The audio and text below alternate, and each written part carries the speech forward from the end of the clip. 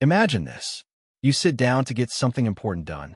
Maybe it's a report, a creative project, or just answering emails that have been piling up for days. You're ready. You're focused. And then your neighbor decides that today is the perfect day to mow the lawn. Someone in the next room turns on the TV. A notification pings on your phone. And just like that, it's gone. That thread of concentration you were holding on so carefully just snaps. And you spend the next 10 minutes staring at your screen, trying to find your way back into your own head. If that scenario felt uncomfortably familiar, you're not dramatic. You're not high maintenance. And you are definitely not alone. There's something genuinely fascinating happening inside the minds of people who need silence to work.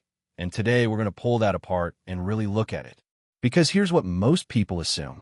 They assume that needing quiet is a preference, like preferring your coffee black or liking a window seat on a plane. Something minor. Something you could easily get over if you just tried harder. But the psychological and neurological reality tells a completely different story. Let's start with the brain itself. Your brain, at any given moment, is doing an extraordinary amount of work. It's regulating your body, processing your emotions, managing memory, and yes, try to help you focus on the task in front of you. Now, when sound enters the picture, especially unpredictable, inconsistent sound, your brain treats it as information that needs to be evaluated. Does that sound a threat? Is it relevant? Should I pay attention to it? This is not a conscious choice. It's automatic. It's survival wiring that has been with us for hundreds of thousands of years, and your modern open-plan office was simply not part of the original design. Psychologists refer to this as the irrelevant sound effect, and the research behind it is striking. Studies have consistently shown that background noise, particularly speech or sound with varying patterns, significantly impairs reading comprehension, memory recall, and complex problem solving. Your brain cannot fully ignore it. It keeps one ear on the noise, like a parent at a party who can still hear their child across a crowded room. Part of your cognitive bandwidth is always being quietly stolen. Now here's where it gets really interesting.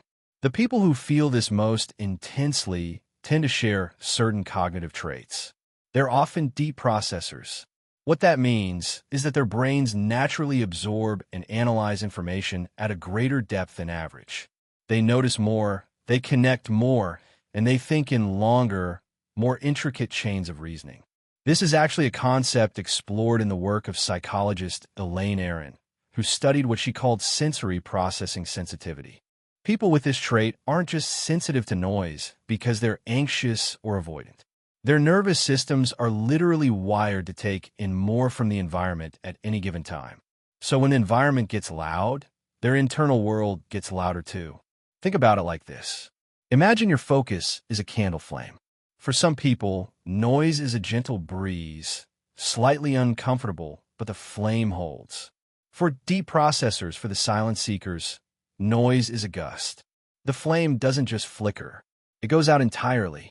And relighting it takes time and energy that most people don't realize is being spent. There's also something worth saying about the kind of work that silence seekers tend to gravitate toward.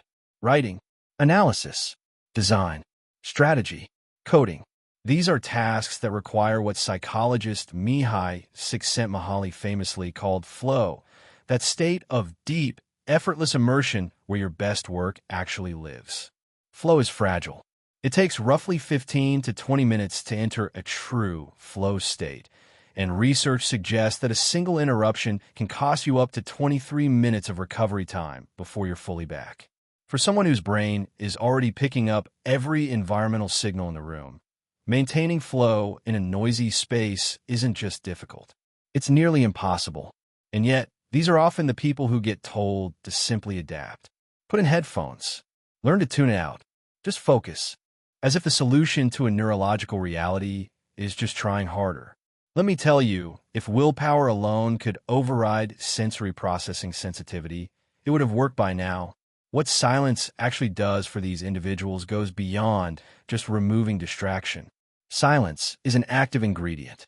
It creates space, not just auditory space, but mental space. Room for thoughts to expand, for ideas to connect, for concentration to deepen without interference. In silence, the brain's default mode network, the part responsible for creativity, self-reflection, and insight, is allowed to breathe.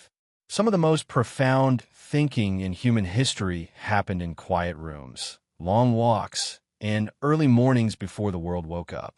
So if you're someone who guards your quiet like it's something precious, understand this clearly. You are not being difficult. You are honoring the way your mind actually works. You have a brain that is built for depth, and depth requires stillness. That is not a weakness to apologize for. It is a cognitive fingerprint worth understanding and protecting. Create the conditions your mind needs. Close the door. Find your hour. Because your best thinking isn't waiting for more noise. It's waiting for less.